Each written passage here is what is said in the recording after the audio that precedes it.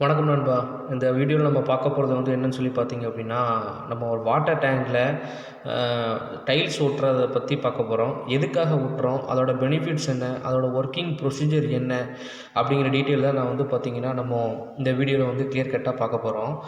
இப்போ இந்த வாட்டர் டேங்க்குள்ளே நம்ம இந்த டைல்ஸ் ஒட்டுறதை ஏன் ஒட்டுறோம், இதனால் என்ன பெனிஃபிட்ஸ் அப்படிங்கிற மாதிரி நீங்கள் ஃபஸ்ட்டு பார்த்தோம் அப்படின்னா, நம்ம வாட்டர் தண்ணி உள்ளே இருக்கும்போது பாசி பிடிக்கும். அதை ஆல்கே அப்படிம்பாங்கள்ல, அந்த பாசி பிடிக்கிறத ஈஸியாக நம்ம ரிமூவ் பண்ணுறதா இருந்தால் சிமெண்ட் தொட்டியில் பார்த்திங்கன்னா, நம்ம ஒரு லிமிட்டுக்கு அப்புறம் நம்ம தண்ணி கழுவாமல் இருந்தோம், இல்லை அந்த டேங்கை வாஷ் பண்ணாமல் இருந்தோம் அப்படின்னா பாசி பார்த்திங்கன்னா ரொம்ப பிடிச்சிரும்.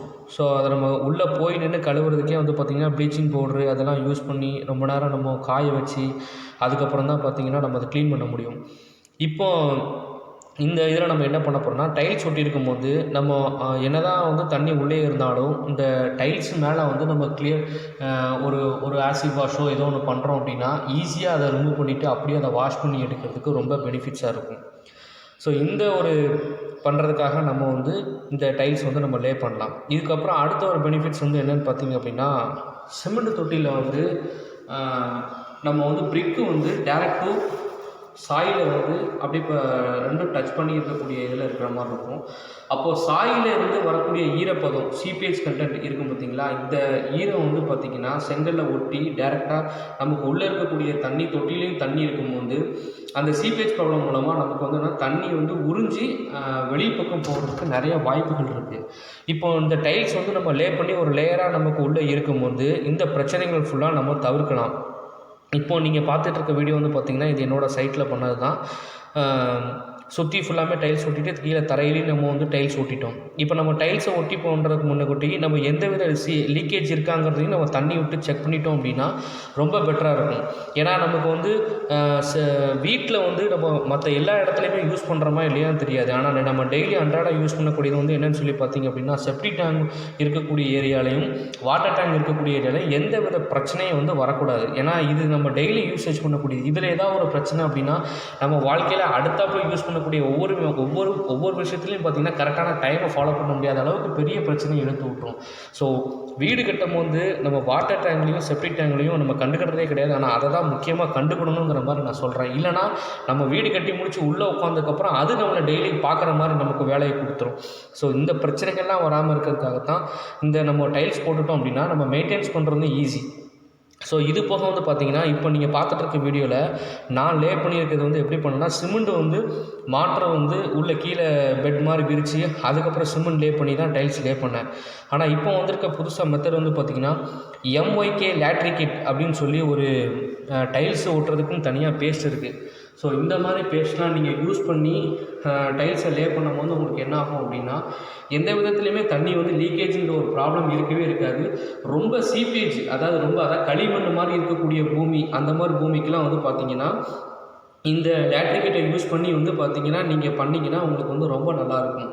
இன்னொன்று என்னன்னு சொல்லி பார்த்தோம் அப்படின்னா, இப்போ இது வரைக்கும் நம்ம பார்த்தது பெனிஃபிட்ஸ். இதை ஒர்க்கிங் ப்ரொசீஜர் நம்ம எப்படி ஒர்க் பண்ணுறோம் அப்படின்னு சொல்லி பார்த்திங்கன்னா, ஃபஸ்ட்டு சுற்றி பார்த்திங்கன்னா 4.5 இன்ச்சு வால் நம்ம கட்டிடணும். அதுக்கப்புறம் 4.5 இன்ச்சு வால் நம்ம என்ன பண்ண போகிறோம்னா காங்கிரீட் போட போகிறோம். ஸோ அந்த காங்கிரீட் போடுறதுக்கு நம்ம யூஸ் பண்ணக்கூடிய டயமீட்டர் கம்பி ஸ்டீல் என்னென்னு சொல்லி பார்த்திங்கன்னா 8 mm 10 mm நீங்கள் யூஸ் பண்ணிங்கன்னா பெட்டராக இருக்கும். அதுவே போதுமானது. அந்த டிஸ்ட்ரிபியூஷனுக்கு தகுந்தாப்பில் நீங்கள் 8 mm main rod 10 mm use பண்ணி உங்களுக்கு ஸ்பேஸிங் பார்த்திங்கன்னா ஒரு 1 ஃபீட்டுக்கு கூட வச்சுக்கோங்க, ஒன்றும் பிரச்சனை இல்லை. சுற்றி நீங்கள் காங்கிரீட் போட்டு அரெஸ்ட் பண்ணிவிட்டு அந்த காங்கிரீட்டுக்கு மேலே நீங்கள் டைல்ஸை ஒட்டினீங்கன்னா தான் பெட்டராக இருக்கும். நீங்கள் பிரிக் ஒர்க் நீங்கள் செப்டிக் டேங்க் பிரிக் ஒர்க்கில் பண்ணிக்கோங்க, தப்பே கிடையாது. ஆனால் வாட்டர் டேங்க் பண்ணும்போது பார்த்திங்கன்னா காங்கிரீட்டில் பண்ணுறது தான் உங்களுக்கு பெட்டராக இருக்கும். இது போக கொஞ்சம் என்ன பார்த்திங்கன்னா டாக்டர் ஃபிக்ஸட் லிக்விடும் நீங்கள் யூஸ் பண்ணிக்கோங்க. ஏன்னா நீங்கள் வாட்டர் டேங்கை பொறுத்த வரைக்கும் 1க்கு 2 வாட்டி நீங்கள் யூஸ் பண்ணுறதை பற்றி தப்பே கிடையாது. அதனால் நீங்கள் மெட்டீரியல் செலவு பண்ணுறது ஒர்த்தாக செலவு பண்ணி நம்ம நாளைக்கு அதில் எந்த வித பிரச்சனையும் வராத அளவுக்கு பார்த்துக்கோங்க. இப்போ இந்த சைட்டில் நான் பண்ணிகிட்டு இருக்கக்கூடிய ஒர்க்கிங் ப்ரொசீஜரில் ஃபோட்டோஸ் வந்து உங்களுக்கு நான் காட்டுறேன். அதை பார்த்தாலே உங்களுக்கு வந்து பார்த்தீங்கன்னா தெளிவாக தெரியும். இப்போ நான் பண்ணுறதுக்கு முன்னாடி என்ன பண்ணியிருக்கேன்னு சொல்லி பார்த்தீங்கன்னா, ஃபஸ்ட்டு சைட்டில் இருக்கக்கூடிய நான் ஃபுல்லாமே எக்ஸ்கவேஷன் பண்ணிட்டேன். எக்ஸ்கவேஷன் பண்ணதுக்கப்புறம் பார்த்தீங்க அப்படின்னா, பிரிக் ஒர்க் வந்து 4 ரேஞ்சு வால் வந்து நம்ம பிரிக் ஒர்க் பண்ணுறோம். இந்த 4 ரேஞ்சு பிரிக் ஒர்க் பண்ணதுக்கப்புறம் பார்த்தீங்கன்னா, உள்ளே வந்து நம்ம ராட்ஸு, அதாவது நம்ம ஸ்டீலை வந்து நம்ம ரெடி பண்ணியிருக்கோம். மேலே பார்த்தீங்கன்னா தெரியும். அந்த ஸ்டாலை உள்ளே ஃபுல்லாக பார்த்து கட்டிட்டு, இது வந்து நீங்கள் பார்த்துருக்க செப்டி டேங்கு. இப்போ இது வந்து பார்த்தீங்கன்னா உள்ளே உங்களுக்கு கம்பி தருது பார்த்தீங்களா, இதுதான் வந்து பார்த்தீங்கன்னா உள்ளே நம்ம காங்கிரீட் மாதிரி போட்டிருக்கோம். காங்கிரீட் போட்டதுக்கு ஒன்ஸ் நம்ம காங்கிரீட் போட்டு முடிச்சதுக்கப்புறம் மேலே வந்து பார்த்திங்கன்னா நம்ம லே பண்ணுறோம். ஆனால் இதுக்கு முன்னுக்கூட்டி என்ன விஷயம்னா, உங்களுக்கு ப்ளம்பிங் பைப் லைன் நீங்கள் வந்து நாளைக்கு நம்ம டைல்ஸ் போட்டதுக்கப்புறம் வந்து பார்த்திங்கன்னா ப்ளம்பிங் பைப் லைன் நீங்கள் வைக்கிறேன்னா அது உங்களுக்கு பெரிய பிரச்சனையாயிரும். அதனால் பைப்லாம் வைக்கிறதா இருந்தால் அது முன்னக்கூட்டியே முதலே வச்சிடணும். நாங்கள் பைப்லாம் வச்சுட்டு அதுக்கப்புறம் இது வந்து பார்த்திங்கன்னா செப்டி டேங்கோட டாப்பு. உள்ளே வந்து செப்டி டேங்கில் வந்து பூசியிருக்கோம், மற்ற எதுக்கும் பூசலை. ஸோ இது எல்லாமே நீங்கள் வந்து பார்த்திங்கன்னா ப்ராப்பராக பண்ணி முடிச்சதுக்கப்புறம் தான் பார்த்திங்கன்னா பைப் வச்சுருக்கோம்.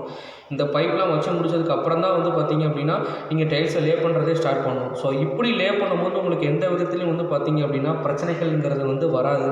இதை அன்றாட லைஃப்பில் நம்ம யூஸ் பண்ணுறதா பெட்டராக யூஸ் பண்ணுங்கிறதுக்காக தான் இந்த வீடியோ போட்டிருக்கோம். பிடிச்சதுன்னு நினைக்கிறோம். இப்போ இந்த வீடியோ கடைசி வரைக்கும் பார்த்த அத்தனை நண்பர்களுக்கும் நன்றிகள். இது உங்களுக்கு ரொம்ப யூஸ்ஃபுல்லாக இருக்கும்னு நினைக்கிறேன். இப்போது கன்ஸ்ட்ரக்ஷன் பண்ணிகிட்டு இருக்க உங்கள் ஃப்ரெண்ட்ஸ் யாராவது இருந்தாங்கன்னா அவங்களுக்கு வந்து இந்த வீடியோ ரெக்கமெண்டேஷன் பண்ணுங்கள். இது சம்மந்தப்பட்ட நீங்கள் எந்த வித டவுட்ஸாக இருந்தாலும் நீங்கள் வாட்ஸ்அப்பில் கான்டாக்ட் பண்ணுங்கள், எனக்கு கமெண்ட் பண்ணுங்கள். நானே உங்களுக்கு ஃப்ரீயாக இருக்கும்போது கான்டாக்ட் பண்ணி பேசுகிறேன். சாட்டர்டே சண்டே வந்து நான் ஃப்ரீயாக இருக்கும்போது நானே உங்களை கான்டாக்ட் பண்ணி பேசுகிறேன்.